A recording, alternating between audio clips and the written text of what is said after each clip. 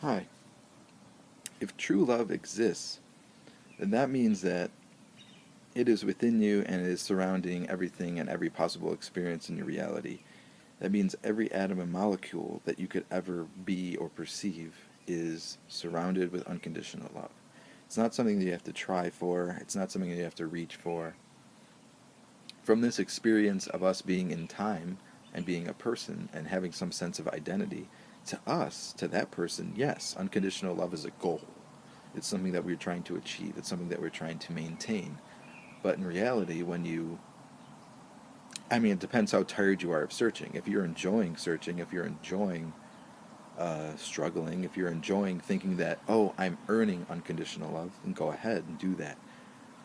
But for me, I think I've realized in this incarnation at least that I've always been unconditional love. And that's the thing, is unconditional love doesn't need to prove itself. It doesn't necessarily demand anything of anyone. And it doesn't um, have an agenda, and it doesn't, have some kind of goal that it needs to achieve. It just is as it is, and that is enough. That is enough. And that's essentially the simple message that I really want to share with people. Whatever. If you like it, good. If you don't, good. It doesn't really change the fact that unconditional love is as it is. And the thing is when you talk about being in your heart, and you talk about surrender, what makes that possible is surrendering in itself. It's not about realizing, oh, okay, everything's okay, so therefore now I can surrender. No, real surrender is saying, I don't know. I don't know if things are okay. I don't know if they're going to be okay. I don't know if I am doing what I'm supposed to be doing or not.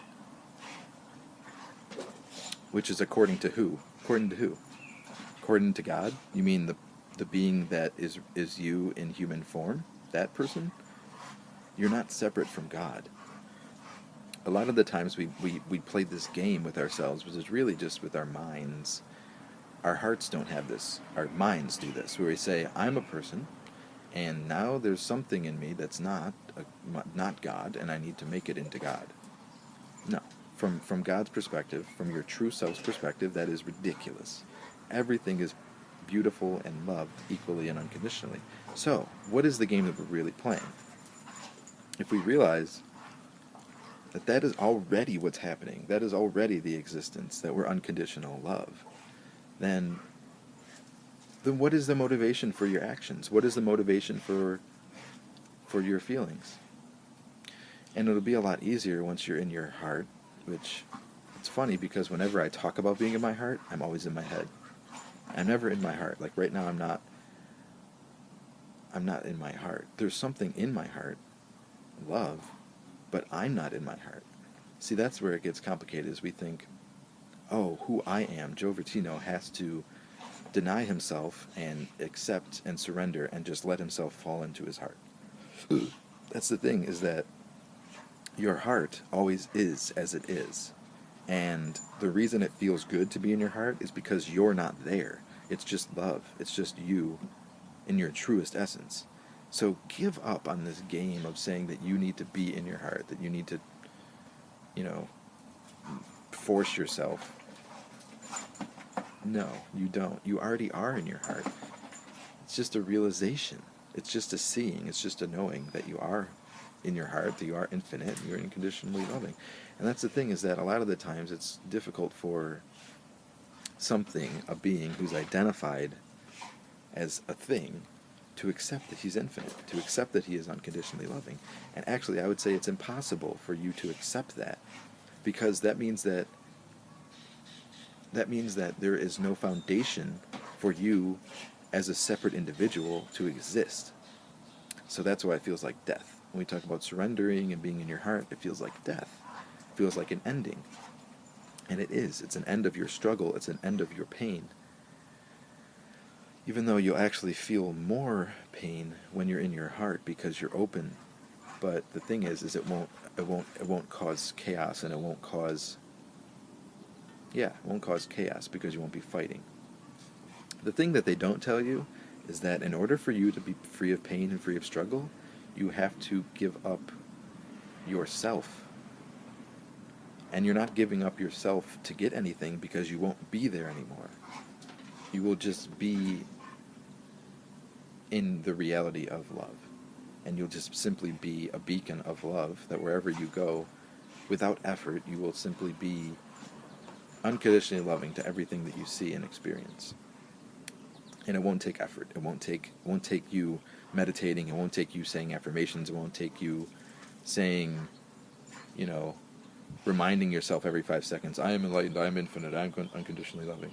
That is all just busy work until you're ready to die and you're ready to let love accept you, and you're ready to be accepted by love. That's all.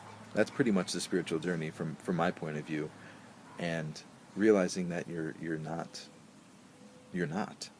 this body, you're not this mind. You're something far, far beyond it. And yet far, far, far simpler than it also. So enjoy your day, enjoy your body, enjoy your mind, and simply realize that you have a heart, and that heart is loving. And a lot of the times, instead of you trying to love your heart or to love yourself, you can simply realize that your heart is, and allow that love to just be,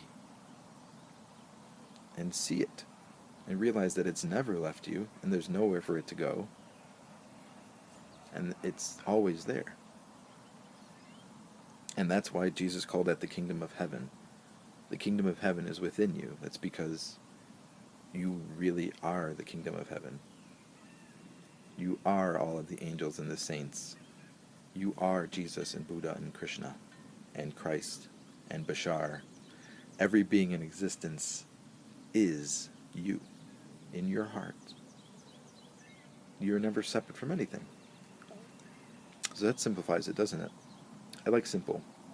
I like getting shit out of the way so I can actually enjoy life and realize that there is not something that you need to do. There is not something that has to be done, or this bad thing will happen.